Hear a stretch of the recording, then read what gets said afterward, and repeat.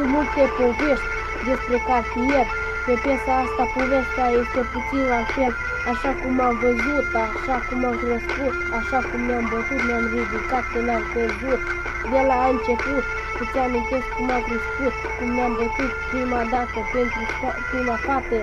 Mai știi ce față am făcut când am văzut că altul fura de mult?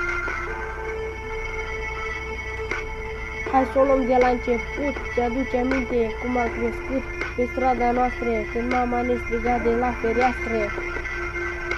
Colegii din clasă ne-au fost ca doi barmani dintr-o terasă. Când cineva ne zicea că viața e grea, noi spuneam că ne doare în pulga mea.